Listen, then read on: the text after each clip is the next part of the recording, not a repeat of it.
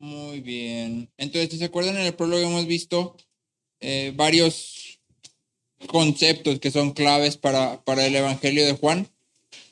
Empezamos con el concepto del verbo, o logos, o la palabra. Y si te acuerdas, el verbo tenía dos significados, o Juan jalaba de dos lados para dar una misma idea. No sé si alguien recuerda que dijimos que significaba logos, o verbo, o palabra. ¿Por qué utiliza este término?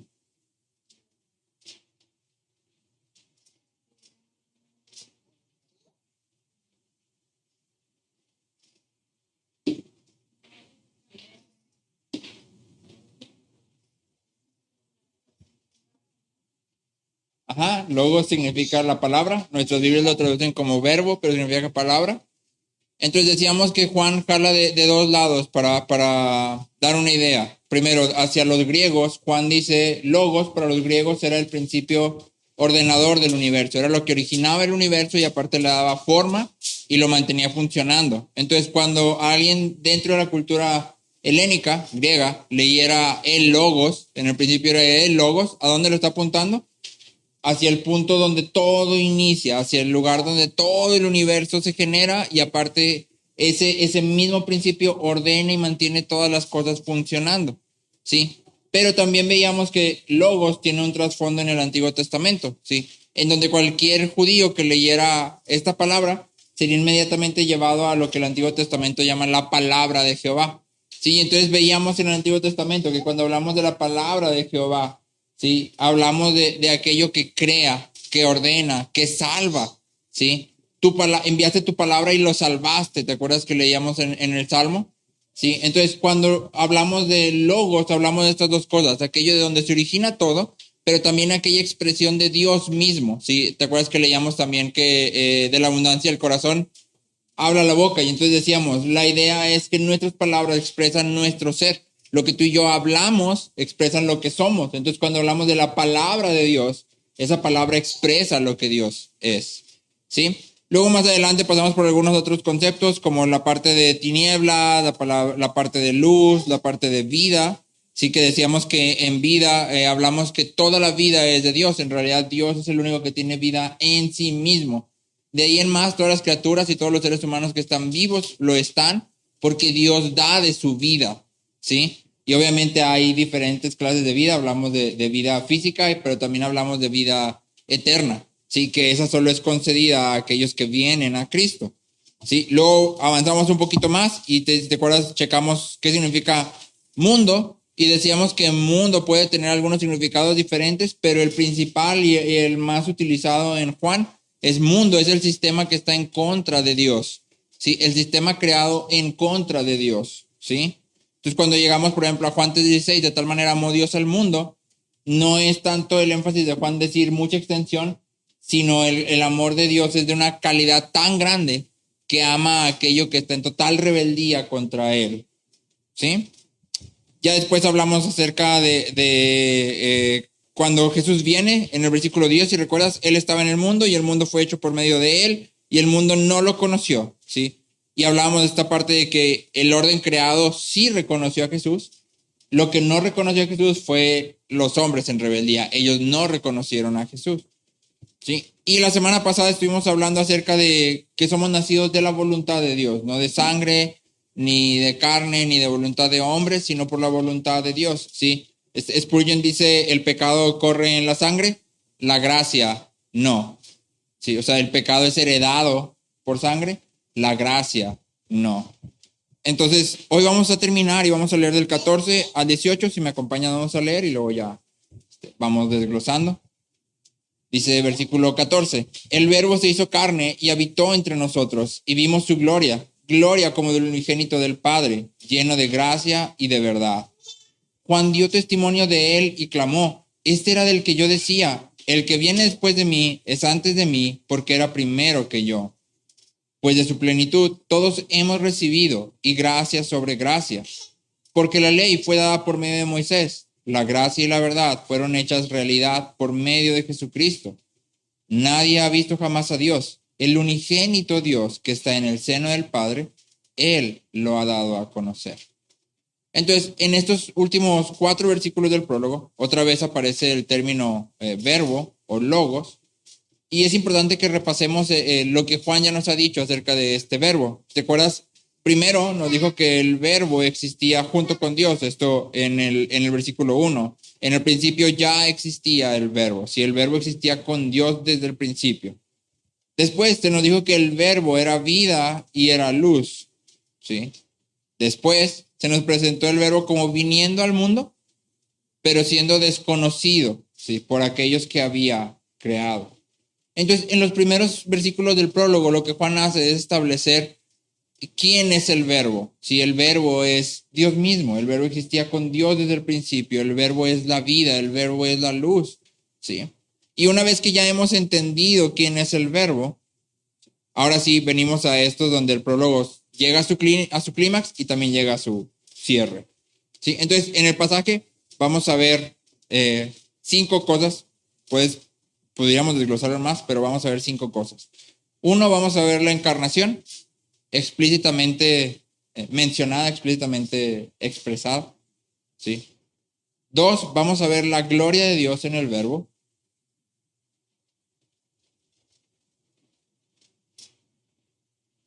3, vamos a ver, 2, vamos a ver la gloria de Dios en el verbo. 3, vamos a ver el verbo identificado por primera vez como Jesucristo. O sea, tú y yo leemos Juan y ya hemos dicho, no, el verbo es Jesús, pero hasta este punto Juan no ha dicho quién es el verbo, apenas va a decir quién es, ¿sí? Entonces, por primera vez vamos a ver el verbo identificado como Jesucristo. Y luego vamos a ver un contraste entre Moisés y Jesús. Y por último, Juan nos dice que es la relación íntima entre Jesús y el Padre lo que permite que Jesús revele al Padre. ¿Sí? El unigénito de Dios que está en el seno del Padre, Él lo ha dado a conocer. ¿Sí? Entonces, la relación íntima entre Jesús y el Padre es lo que permite que Jesús dé a conocer al Padre. Entonces, vámonos pues. La relación íntima entre Jesús y el Padre es lo que permite que Jesús revele al Padre, lo dé a conocer. Entonces, vamos primero con lo que dijimos, encarnación. Sí, el primer pedacito del versículo 14 que lee, el verbo se hizo carne, ¿sí? En ese primer pedacito del versículo 14, Juan afirma que el verbo se hizo carne, ¿sí? Ojo, porque Juan no dice el verbo se hizo hombre, ¿sí? Ni el verbo tomó un cuerpo, sino que explícitamente dice, y es enfático en, el verbo se hizo carne. Y la palabra que aquí Juan usa es la misma que Pablo usa mucho más adelante para decir la carne y el espíritu se oponen y todo esto, ¿sí? En el original es sarx. Y aquí es lo que Juan está diciendo, el verbo se hizo carne, ¿sí? Es decir, tomó toda la naturaleza humana, pero sin pecado. Entonces, la encarnación, como ya hemos dicho hace algunas sesiones, es una doctrina de primer orden que no podemos negar. ¿Sí? La encarnación nos enseña que el verbo, ¿sí?, que ha existido desde la eternidad como el Hijo de Dios, o sea, no es que Jesucristo viniera a existencia aquí, ya existía desde el principio con Dios, pero en su debido tiempo adoptó nuestra naturaleza humana sin perder ni abandonar su naturaleza divina, ¿sí? Cuando Jesús se hace hombre, ¿sí?, añade a su naturaleza divina la naturaleza de hombre, no pierde su naturaleza divina, ¿sí? Entonces, en Jesús, nuestra humanidad y su divinidad se encuentran. Y la doctrina de la encarnación dice explícitamente que en Jesús tenemos 2 naturalezas, la divina y la humana, sin mezcla y sin confusión, ¿sí? Ya hablamos en aquella ocasión de los no negociables, ¿te acuerdas? Decíamos, estos son los puntos que no podemos perder respecto a la doctrina de la encarnación, estos son los puntos que no podemos rendir, ¿sí? Son esenciales para entender quién es Jesús y lo que Dios ha hecho. Entonces, aquí nada más me gustaría darte rápidamente 5 razones que Thomas Oden delinea para la encarnación y una extra que añade un pastor a estas 5. ¿Sí? Y vamos a ir trabajando sobre ellas un poco a lo largo de lo que estemos estudiando. Entonces, son 6 razones para la encarnación. Si ya hablamos de lo que no podemos rendir respecto a la encarnación, esto es la encarnación, esto es lo que no puedo moverle, ¿sí? Esto es, pero ¿por qué sucede la encarnación? ¿Sí? Entonces, 6 razones para la encarnación. 1, la encarnación revela a Dios a la humanidad. Si la encarnación revela a Dios a la humanidad.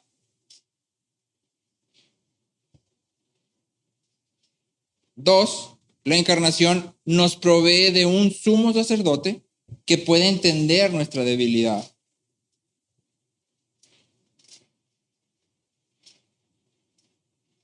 Nos provee de un sumo sacerdote que puede entender nuestra debilidad.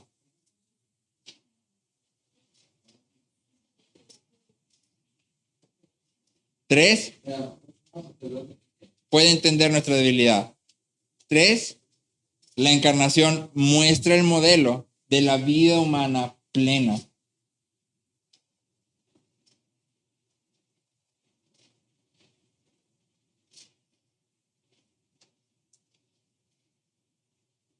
Cuatro, la encarnación provee un sacrificio sustitutorio por los pecados de la humanidad.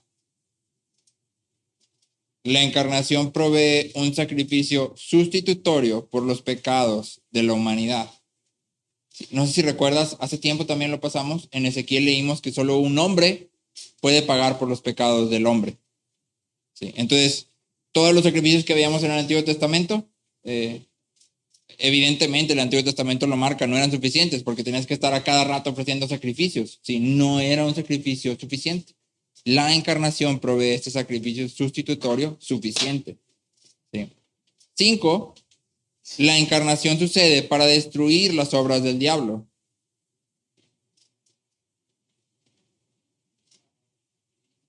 Destruir las obras del diablo. Y 6, la encarnación sucede para redimir a aquellos que están bajo la ley. Que esto lo pasamos en Gálatas 4, no sé si recuerdas, ¿sí? Que Jesús se pone bajo la ley para redimir a los que están bajo la ley. Para redimir a los que están bajo la ley.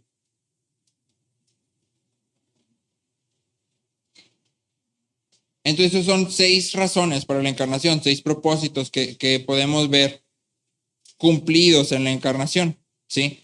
Ahora, en el resto del versículo 14, Juan dice, y habitó entre nosotros y vimos su gloria, gloria como del unigénito del Padre, lleno de gracia y de verdad. Entonces, toda esta frase, todo este pedacito de la frase, haría que cualquiera con conocimiento del Antiguo Testamento fuera apuntado directamente hacia Éxodo. Tú y yo no siempre lo conectamos, perdemos algo en la traducción y es normal. El verbo habitó, lo que dice ahí, y habitó entre nosotros, literalmente quiere decir hizo tabernáculo. Sí, o sea, el verbo se hizo carne e hizo tabernáculo entre nosotros. Sí, y esto es lo que de primera nos apunta directamente de regreso a la experiencia de Israel en el desierto. Entonces, ahora no sé si recuerdas qué era el tabernáculo. ¿Alguien se acuerda qué era el tabernáculo?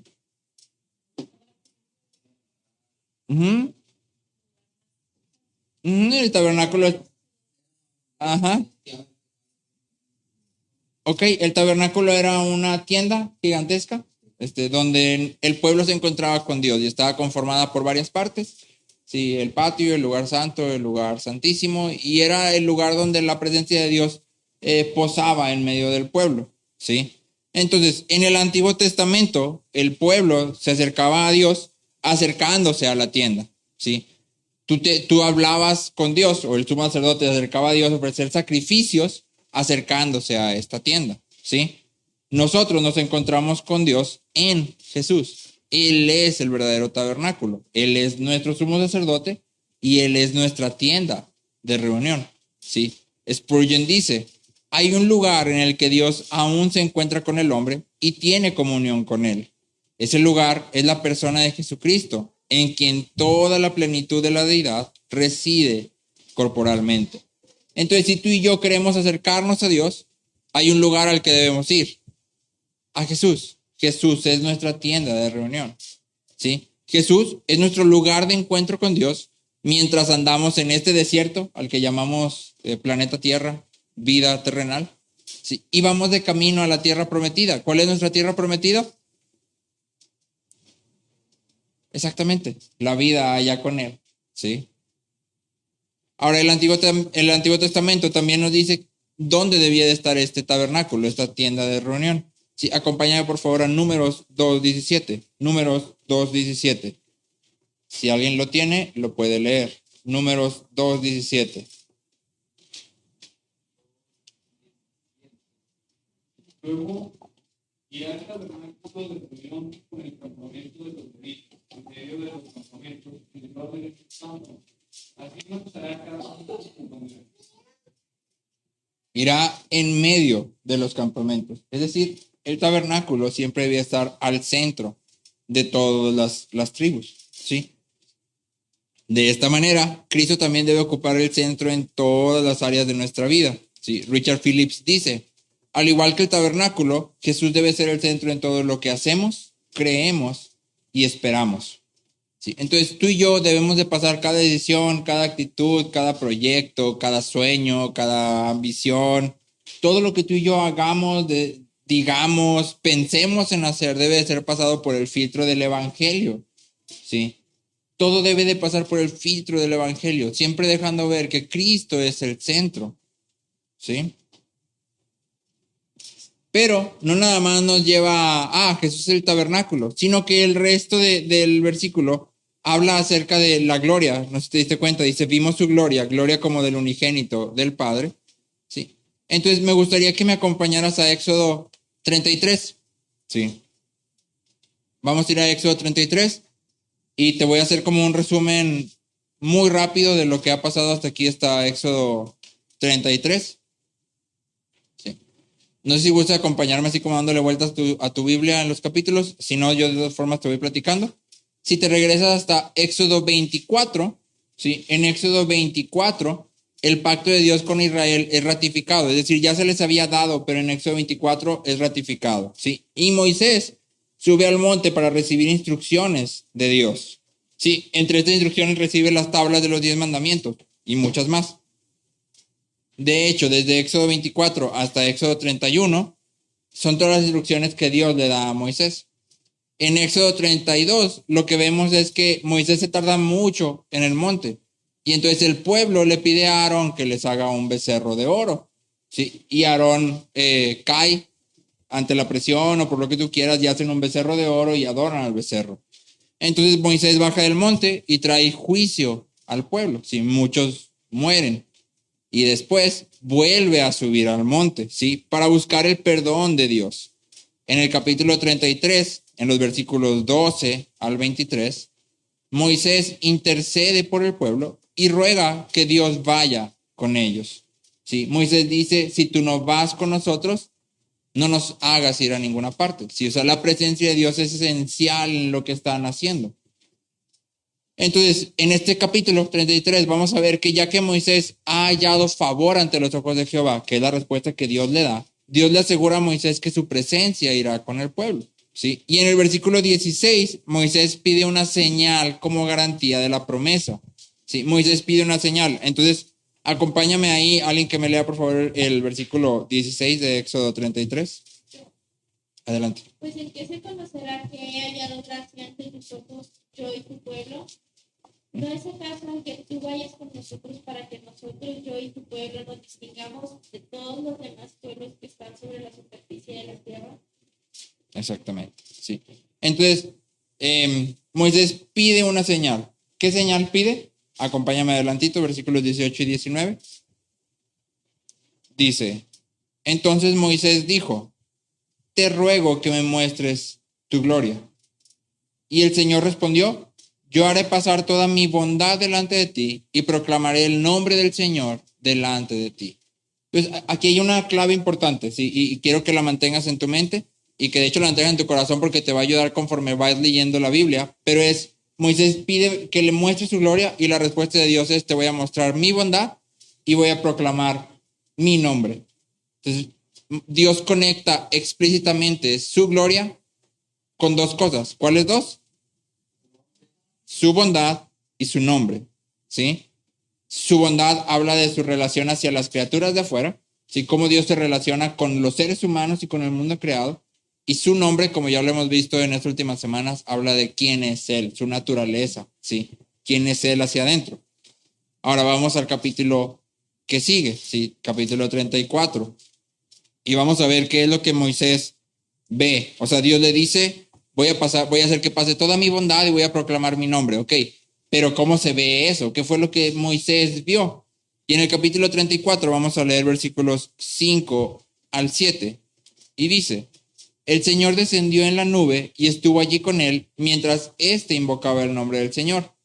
Entonces pasó el Señor por delante de él y proclamó, el Señor, Dios compasivo y clemente, lento para la ira y abundante en misericordia y verdad, que guarda misericordia a millares, el que perdona la iniquidad, la transgresión y el pecado, y que no tendrá por inocente al culpable, que castiga la iniquidad de los padres sobre los hijos y sobre los hijos de los hijos hasta la tercera y cuarta generación. Entonces, esto es lo que Moisés ve, esto es lo que Dios proclama, esto es su bondad y es su nombre, ¿sí? Y hay dos cosas que son importantes que conectan este pasaje de Éxodo con el pasaje de Juan 1. Lo primero es que Juan está regresando hasta este punto en Éxodo, ¿sí? Está conectando con Éxodo, porque lo que le está diciendo al pueblo es lo que Dios había prometido a Moisés se cumple totalmente en Cristo, ¿sí? Lo que Dios había prometido a Moisés, de que su presencia iba a estar en medio de ellos y los iba a llevar a la tierra prometida y que él iba a habitar entre su pueblo, se cumple totalmente en Jesús, ¿sí? Y segundo, Juan dice que la gloria que él y otros vieron, si te fijas, dice, y vimos su gloria, plural, vimos, ¿sí? Que la gloria que él y otros vieron está llena de gracia y verdad. ¿Sí? Mi Biblia traduce el lleno como si estuviera hablando de Jesús, pero en realidad lo correcto es que esta palabra lleno está hablando de gloria. Si vimos su gloria, gloria como la del unigénito Hijo de Dios, llena de gracia y verdad. La gloria que se veía en Jesús estaba llena de gracia y verdad. Últimamente es lo mismo, la gloria está en Jesús, y si la gloria está llena de gracia y verdad y está en Jesús, Jesús está lleno de gracia y verdad. Entonces, algo que es bien interesante es que a diferencia del autor con el que más acostumbrados estamos del Nuevo Testamento, que es Pablo, la palabra gracia solo aparece aquí en Juan. Es la única ocasión en que tú y yo vamos a ver gracia en todo el Evangelio de Juan, ¿sí? Y entonces esto le da un énfasis muy, muy importante a por qué gracia aparece aquí y nada más aquí, ¿sí? Y no sé si te diste cuenta, cuando Dios se describe a sí mismo en Éxodo, dice Dios compasivo y clemente, lento para la ira y abundante en misericordia y verdad. Estas dos palabras son exactamente las dos que está usando Juan en Juan 1. Gracia y verdad, ¿sí? Dios es abundante en misericordia y verdad, o gracia y verdad. ¿Sí? Y el unigénito del Padre, unigénito quiere decir el único de su clase, ¿sí? El único de su clase posee estas características que en el Antiguo Testamento solo se le atribuyen a Dios. Sí, en el Antiguo Testamento Dios es el único que es abundante en misericordia y verdad. En el Nuevo Testamento ahora Jesús es lleno de misericordia y verdad. En Él está toda la plenitud de misericordia y verdad. ¿Sí? Entonces, la pregunta para ti y para mí es, ok, toda la gloria de Dios, toda la gloria que Moisés había pedido ver y que le fue mostrada de esta forma, ahora está en Jesús. Y Juan dice que vieron esa gloria. Y la pregunta es, ¿cómo vieron esa gloria? ¿Sí? Muchos luego piensan, es que Juan era uno de los tres que estaban durante la transfiguración. Sí, esa es la gloria. Pero el relato de la transfiguración no lo vas a encontrar en Juan. ¿Sí? Lo cual implica que no está pensando en eso. ¿Sí? Si Juan estuviera pensando en la gloria de Jesús como el momento de transfiguración, lo hubiera incluido en el Evangelio. Sin embargo, lo pasa de largo, ¿sí? Entonces, acompáñame, ahora sí vámonos de regreso a Juan, y vamos a ir hasta Juan 9, por favor.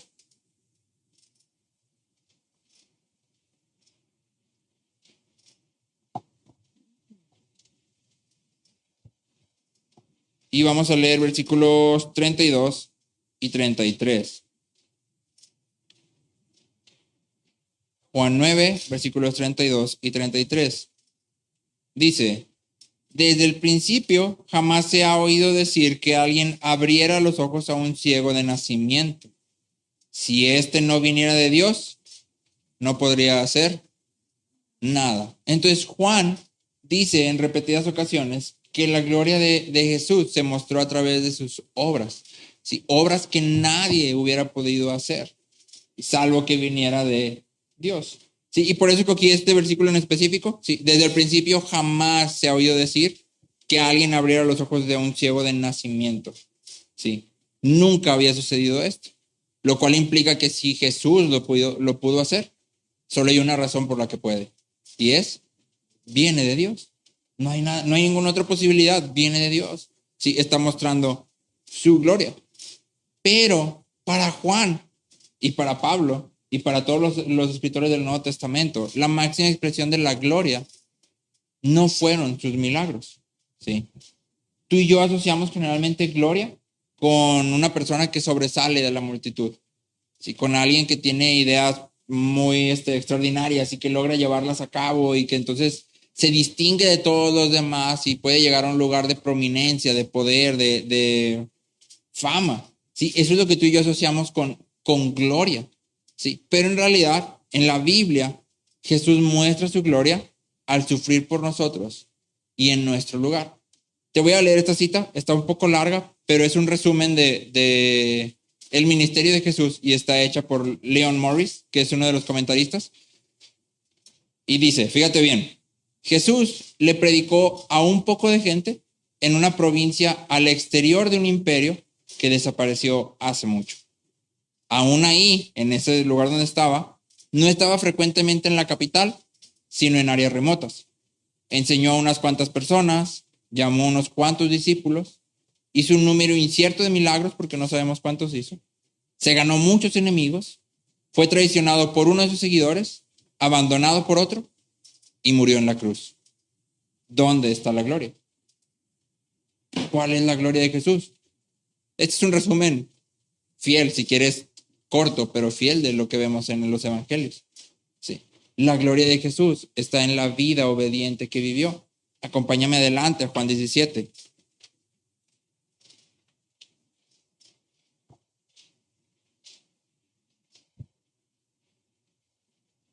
Juan 17, versículo 1. Este capítulo, Jesús ora, y en el capítulo que sigue, capítulo 18, empieza todo el recorrido hacia la cruz. Sí, empezó desde que nació, ¿verdad? Pero empieza ya la traición de Judas y todo eso. Sí. Entonces, en este capítulo es el momento antes de que ya todo llegue a su clímax, ¿sí? Versículo 1 dice, es Jesús hablando, estas cosas habló Jesús y alzando los ojos al cielo dijo, Padre, la hora ha llegado. ¿Cuál hora? La de la crucifixión, la hora de morir. Ajá. Entonces dice, la hora ha llegado. Glorifica a tu Hijo para que el Hijo te glorifique a ti. Entonces para Juan y para todos, no sé si recuerdas la expresión de Pablo, lejos esté de mí de gloriarme en cualquier cosa, salvo en la cruz de Jesucristo. La máxima expresión de gloria es la cruz. Así que es a su vez la máxima expresión de obediencia. ¿Sí? Entonces la pregunta para ti y para mí aquí es, ¿a qué nos llama el Evangelio? ¿Sí? Cuando tú y yo abordamos la palabra y venimos a la iglesia y estamos estudiando la Biblia, ¿a qué nos llama el Evangelio? ¿Sí? ¿Qué es lo que está diciéndonos el Evangelio? ¿Sí? Te leo otra vez a Leon Morris contestando él mismo su pregunta de ¿dónde está la gloria? Y Leon Morris dice, donde la gente necesitaba ayuda, los ayudaba. Donde había enfermos, los sanaba. Donde había gente ignorante, les enseñaba. Donde había gente hambrienta, los alimentaba. No buscaba los palacios de reyes o gobernadores. Donde quiera que había necesidad, le encontraba sirviendo. A esto vino Jesús y esto es gloria. ¿Sí? Entonces nosotros también podemos ayudar, podemos enseñar, podemos alimentar, podemos curar. Podemos acoger al perdido, al abandonado, ¿sí? Podemos vendar el corazón herido. ¿A qué nos llama el Evangelio en el lugar en donde estamos justo ahora? No pienses en es que el evangelio me llama a las misiones en 5 años. No, ¿a qué te llama hoy por hoy el evangelio? Sí, en el lugar en donde estás, el lugar en donde Dios te ha puesto. ¿A qué te llama? Sí. Puede que te llame a abandonar sueños, a abandonar proyectos. Puede que te llame, y no puede, más bien te llama a obedecer a tus padres, sí, a darles honor, a obedecer a tus jefes, a ser un trabajador diligente y responsable, sí. Tal vez te llama a dejar ciertas amistades o te llama a crear algunas amistades y que tal vez tú no quieras, sí. Tal vez te llama a proclamar el evangelio y ese no es un tal vez, es un ciertamente te llama a proclamar el evangelio, aun cuando eso implique rechazo, sí. Una vida rendida a Dios, en obediencia a Dios, esa es la verdadera gloria, sí. Y Jesús es el ejemplo máximo de ello. Ahora, regresamos a Juan 1, versículo 15. Dice, Juan dio testimonio de él y clamó, este era del que yo decía, el que viene después de mí es antes de mí, porque era primero que yo. Entonces en el versículo 15 otra vez aparece Juan, si te fijas aparece como de repente, estamos hablando de otra cosa y de repente otra vez está Juan, el testigo. Recuerda que en el evangelio de Juan, Juan el Bautista es más Juan el testigo, en realidad no se le da énfasis a su ministerio como bautista, sino siempre se trae a colación para cimentar, ¿sí? Entonces, ¿qué está haciendo aquí Juan otra vez? ¿Por qué aparece de repente? Porque Juan otra vez lo está sacando para decir, esto que te estoy diciendo, no nada más lo vi yo y lo vieron otros, sino que Juan, al que llamaban el Bautista, también lo vio y sus palabras fueron estas, ¿sí? El que viene después de mí es antes de mí porque era primero que yo. Entonces, Juan entra otra vez aquí a cimentar lo mismo que el evangelista acaba de decir.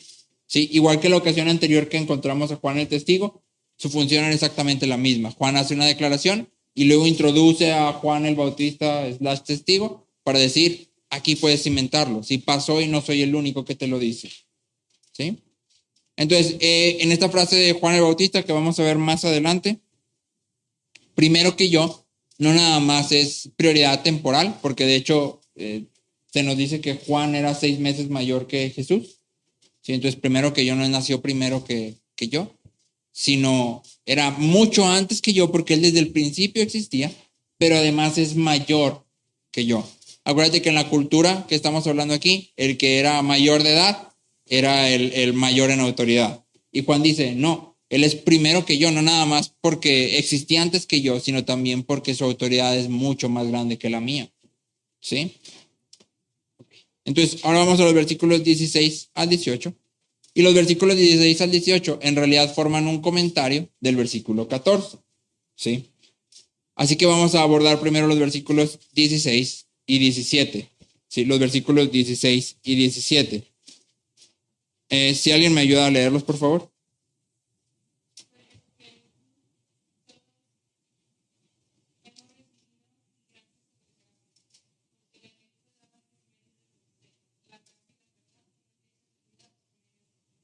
Exacto, gracias. Entonces, lo primero que Juan nos dice es que Jesús contiene la plenitud de todos los recursos de Dios. Todo lo que hay en Dios, hay también en Jesús. ¿Sí? Te leo a Lutero primero, dice Jesús es la fuente inagotable que nunca falla sin importar cuánto tomemos de él. ¿Sí? Y segundo, Calvino dice, si Jesús contiene la plenitud de todas las cosas buenas en él mismo como una fuente inagotable, aquellos que van tras el bien mayor y la felicidad no deben buscar nada más allá de Jesús mismo. ¿Sí? Si en Jesús está la plenitud de todas las cosas, lo único que debemos de buscar es a Jesús. ¿Sí? Después de esto, Juan va a contrastar, y de hecho contrasta a Jesús con Moisés. Hay una frasecita ahí que dice gracia sobre gracia, ¿sí? Y que literalmente debería ser traducida como gracia en lugar de gracia. ¿Sí? La palabrita que está en medio de gracia, caris, anti-caris. ¿Sí? Anti, ¿te acuerdas que lo veíamos en Primera de Juan? ¿Sí? Donde hablábamos de los anticristos. Y anti no es opuesto, es en lugar de.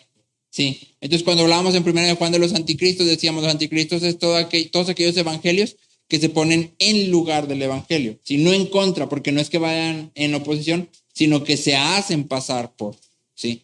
Entonces, cuando leemos aquí gracia en lugar de gracia, lo que estamos viendo es que primero había una gracia y luego llega otra que la reemplaza. Exactamente. Y esto obviamente no es así como, ¿eh? Entonces, ¿de qué está hablando Juan aquí? Está hablando Juan de que la gracia y la verdad que vienen a través de Jesús reemplazan la gracia y la verdad que se encontraba en la ley, ¿sí? Ojo, debemos entender que la ley a través de todo el Nuevo Testamento es vista como una expresión de la gracia de Dios, ¿sí? La ley no es mala, ¿sí? De hecho, Pablo dice la ley es santa, ¿sí? Es decir, la ley no es mala, es una expresión de gracia de Dios hacia su pueblo, pero no es la expresión suprema, ¿sí? ¿Por qué? Porque la plenitud de las características de Dios, o sea, el único que puede mostrar toda la gracia y toda la verdad que hay en Dios es Jesús, ¿sí? Te leo a un pastor, dice, la gracia de la ley mediada por Moisés encuentra su cumplimiento y reemplazo en la gracia que vino a través de Jesucristo, ¿sí? Entonces no quiere decir que la ley sea abrogada, es decir, no quiere decir que la ley ya no valga, ¿sí? Sino que la ley apunta a Cristo. Y una vez que Cristo viene, entonces la ley es en cierta forma desplazada, ¿sí? Aún sigue siendo una autoridad válida, ¿sí? Sigue apuntando a Cristo, y para todo aquel que no está en Cristo sigue cumpliendo la misma función, que es juzgarte y obligarte a reconocer que debes de venir a Cristo, ¿sí? Entonces, al final de estos dos versículos, el evangelista por fin identifica al verbo. Si te fijas, al final del versículo 17 dice, y la gracia y la verdad fueron hechas realidad por medio de Jesucristo. Si usa por primera vez, se le da un nombre al verbo, ¿sí? Y si te fijas, no usa el nombre de Jesús y no usa el nombre de Cristo, sino que los combina, ¿sí? Jesucristo significa Jesús el Mesías. Entonces la repetición de gracia sobre gracia, gracia en lugar de gracia, cobra sentido aquí, al final de este versículo, cuando nos damos cuenta de que Jesús es el máximo don de Dios por el cual se revela el único camino para salvación, ¿sí? Te leo Arthur Pink, dice, la ley manifiesta lo que hay en el hombre, pecado. La gracia manifiesta lo que hay en Dios, amor. La ley demanda justicia de los hombres. La gracia da esa justicia a los hombres. La ley sentencia al hombre vivo a la muerte. La gracia trae al hombre muerto a vida. La ley habla de lo que el hombre debe hacer para Dios. La gracia habla de lo que Cristo ha hecho por los hombres, ¿sí? Entonces, ley y gracia que encontramos en Cristo, o la gracia de la ley y la gracia de Jesús se complementan. ¿Cuál es la gracia de la ley? Porque la ley sería un regalo de gracia, algo bueno. ¿Cuál es la gracia de la ley? Porque la ley en sí misma es agraciada, es un don, es un regalo. No. Exactamente, porque la ley hace lo que todos primero tenemos que hacer, reconocer nuestra incapacidad, ¿sí? Acuérdate, lo pasamos en Gálatas, pero en palabras de Lutero, ¿sí? Aquel que no desespera de sí mismo, no se ha tomado de Cristo. Entonces, lo primero que debemos de hacer es decir, no puedo. Si no puedo, o sea, si la única forma de ser salvo es cumplir toda la ley, estoy más que frito. Si no puedo, esa es la gracia de la ley. La gracia de la ley es decirte y hacerte totalmente visible que no puedes. Y de esa manera te apunta a Cristo. Y la gracia de Cristo es decir, yo ya lo hice. Sí, yo ya cumplí con la ley. Sí, lo único que debes de hacer es tomarte de la fe, sí, a través de la fe de mi sacrificio, de mi justificación, sí. Entonces, por eso tanto la ley es un regalo de gracia, como Jesús viniendo al mundo es un regalo de gracia, sí. Los dos manifiestan gracia que hay en Dios. Ahora sí, vamos al versículo 18, en donde encontramos el cierre del prólogo. Y es muy interesante porque el versículo 18 dice, nadie ha visto jamás a Dios. El unigénito Dios que está en el seno del Padre, Él lo ha dado a conocer. Sí, aquí el prólogo llega a su conclusión y finaliza diciéndonos que nadie ha visto a Dios. De hecho, esta última frasecita hace como conexiones directas con el versículo 1, porque otra vez vuelve a identificar a el verbo con Dios mismo, si te fijas, y la frase es bastante extraña, porque no aparece en otra parte, pero muchas veces la pasamos rápido. Dice el unigénito Dios. Sí, el unigénito Dios. Generalmente sería el unigénito Hijo, ¿sí? Pero aquí dice el unigénito Dios. ¿Qué está haciendo Juan? El verbo es Dios. Jesús es Dios. Lo mismo que en el verbo, en el versículo 1. ¿Sí? Y luego nos dice que este unigénito Dios, Jesús el Hijo, está en el seno del Padre. ¿Sí? Que era lo mismo que decía arriba, el verbo estaba con Dios. ¿Sí? Entonces, esta expresión de en el seno del Padre hace referencia o nos da una idea de una relación íntima, ¿sí? De amor mutuo y de conocimiento profundo entre dos personas. Entonces, en el Antiguo Testamento, la idea de ver a Dios sería lo mismo que firmar tu certificado de defunción, ¿sí? Si tú llegaras a ver a Dios, estabas frito, ¿sí? No sé si recuerdas, en el pasaje de Isaías dice, ay de mí, que soy pecador, ¿sí? Y he visto la gloria de Dios. Pero en realidad cuando Isaías describe lo que vio, lo que Isaías ve son las faldas de Dios, o sea, como el pedazo de abajo de la túnica que cubren todo. Eso es lo que vio. Sí, o sea, no es que vio su cara o vio vio la parte del abajo de la túnica, y eso para Isaías es decir, ya, o sea, ya aquí quedé, ya me morí. ¿Por qué? Porque vi un pedazo de la túnica de Dios, ya. Sí, entonces en el Antiguo Testamento ver a Dios era lo mismo que marchaste. Sí. Entonces, en contraste con esa idea del Antiguo Testamento, aquí Juan dice que el unigénito Dios, sí, ha dado a conocer a Dios, es decir, ahora lo hemos visto, ¿sí? Acompáñame a Juan 14, un poquito adelante, versículo 9. Juan 14, versículo 9.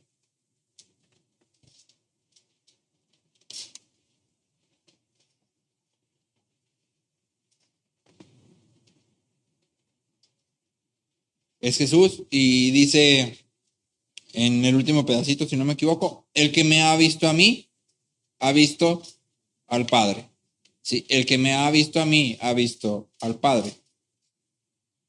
Ahora te leo a Calvino, dice, cuando dice que nadie ha visto a Dios, no debemos interpretar que está hablando de ver físicamente hablando. Lo que quiere decir es que como Dios habita en una luz inaccesible, la única manera de llegar a conocerle es en Cristo, que es su viva imagen. Sí, entonces no hablamos de ver a Dios como que ahora ya sé que tiene dos ojos de color café y unas cejas medio tupidas, no.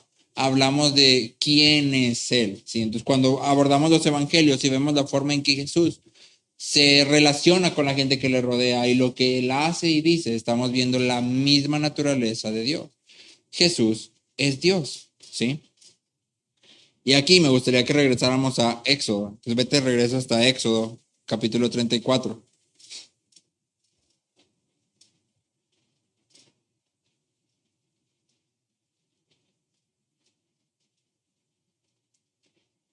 Éxodo capítulo 34.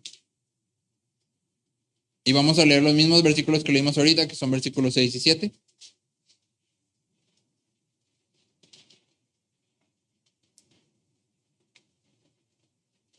Dice Éxodo 34, versículo 6.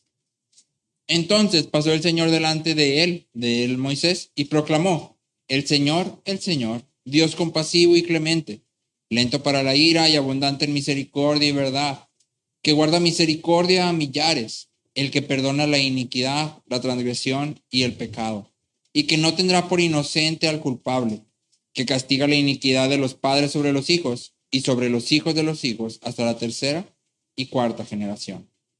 Entonces, este versículo en Éxodo, que es uno de los primeros libros de la Biblia, crea una tensión que está en toda la Biblia. Sí, porque hay una pregunta que tú y yo debemos de hacernos aquí. ¿Cómo Dios puede perdonar la iniquidad y al mismo tiempo no tener por inocente al culpable? ¿Sí? ¿Qué es lo que se encuentra ahí? ¿Te fijaste? Sí.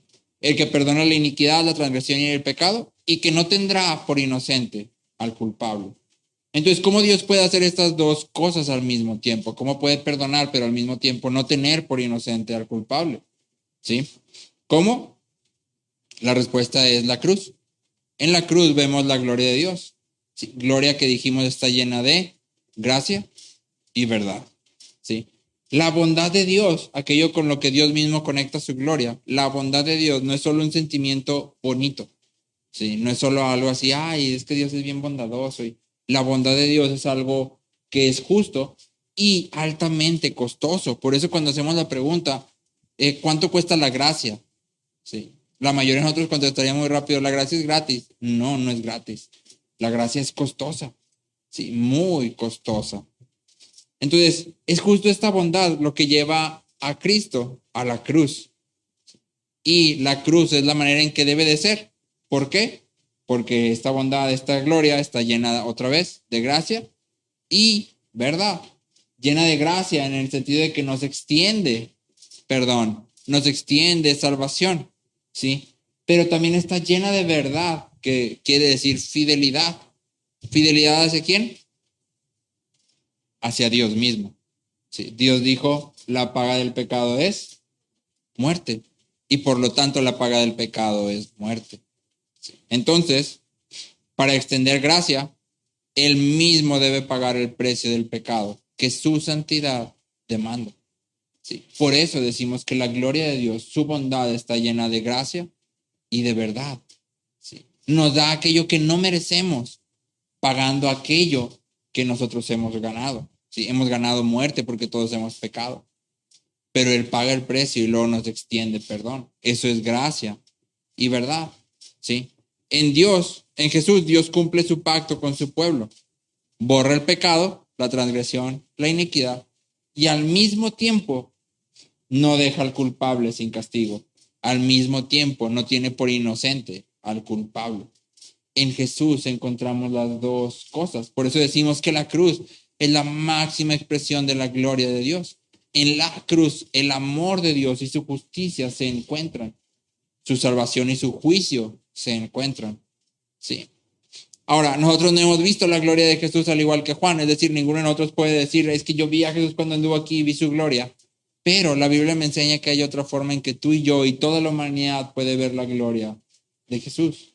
¿Sí? En Gálatas 3:1, y te leo en la versión Dios habla hoy, en Gálatas 3:1, dice, en nuestra predicación, está hablando Pablo, en nuestra predicación hemos mostrado ante sus propios ojos a Jesucristo crucificado. A través de la predicación, Pablo había mostrado a Jesucristo crucificado. Algo que es muy interesante y que no sé si lo has notado a lo largo de lo que hemos estado leyendo, es que desde el principio Dios nos ha creado con una idea. Sí. Dios no nos ha creado para mantener una sana distancia de nosotros. Sí. Dios no nos ha creado para que nosotros le adoremos mientras Él se encuentra allá en el trono eterno del cielo.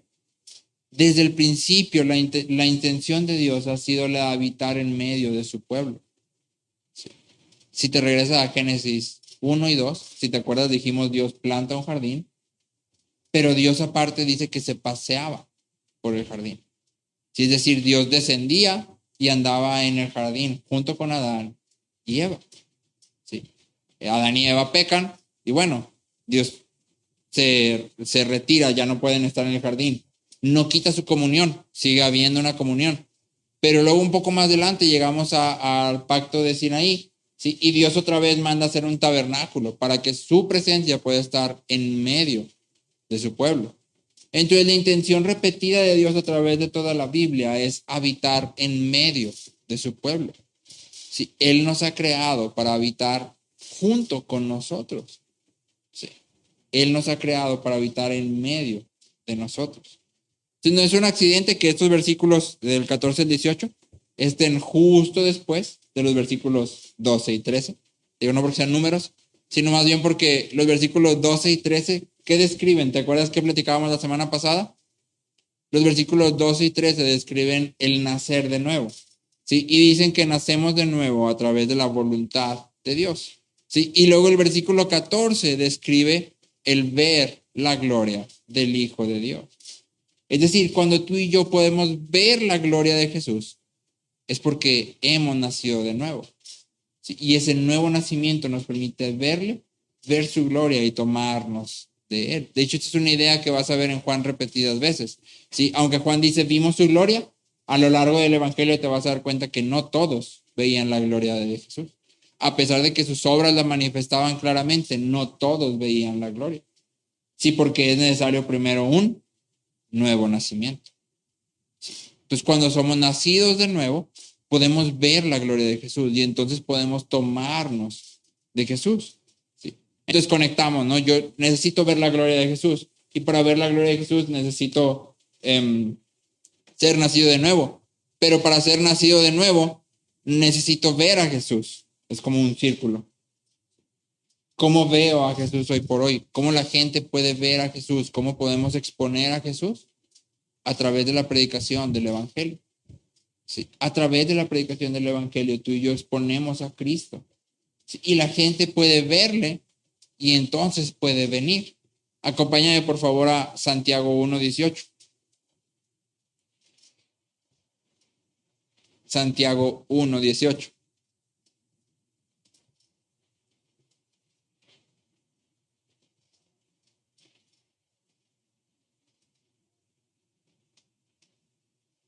Te leo este pedacito. Dice, en el ejercicio de su voluntad, hablando de Dios, en el ejercicio de su voluntad, Él nos hizo nacer por la palabra de verdad. Él nos hizo nacer por la palabra de verdad. Y esta es justo la misma idea de Juan, ¿no? No naciste de sangre, ni de carne, ni de voluntad de hombre, sino por la voluntad de Dios. Sí. Entonces, en el ejercicio de su voluntad, porque Él lo quiso, Él nos hizo nacer de nuevo por la palabra de verdad. Entonces, la idea aquí es que al exponer la palabra, al exponer el evangelio, la gente que la escucha puede nacer de nuevo, ¿sí? Por el ejercicio de la voluntad de Dios. Y entonces pueden venir a Cristo, ¿sí? Entonces, ¿te acuerdas cuando hablábamos de las doctrinas de la gracia y hablábamos de la parte de depravación total y todo esto? Decíamos, las doctrinas tienen un énfasis específico y está en su nombre, doctrinas de gracia, ¿sí? Cuando hablamos de las doctrinas de la gracia, lo que estamos diciendo es todos estamos igual de perdidos, todos estamos en depravación total, todos estamos igual de hundidos en nuestro pecado. No quiere decir que todos seamos igual de malos, porque hay gente que tal vez es más mala que otra, hace cosas más malvadas, pero todos estamos igual de hundidos en el pecado, ¿sí? Pero después de eso brincamos a elección incondicional, ¿sí? Es decir, tú no necesitas hacer nada para que Dios te elija, Dios elige a quien Él quiere. Y esto me dice una cosa, cualquiera puede ser salvo. No hay nadie que esté tan perdido, no hay nadie que esté tan alejado, no hay nadie que sea tan malo, ¿sí? No hay nadie que se niegue tan fuerte que Dios no pueda salvarlo, ¿sí? Pero el medio para que las personas vengan a Cristo es la exposición de Jesús a través del Evangelio.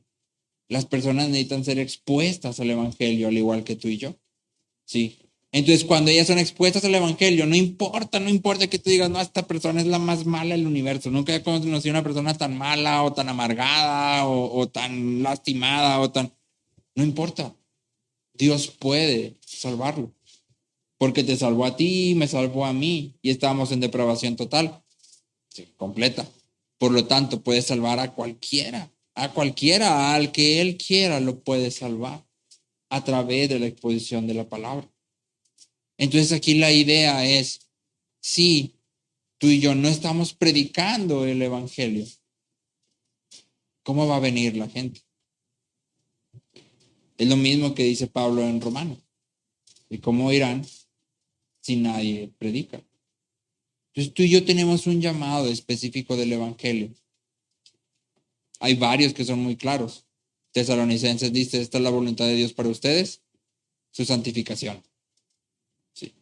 No tenemos que estar preguntando, ¿qué quisiera Dios de mí?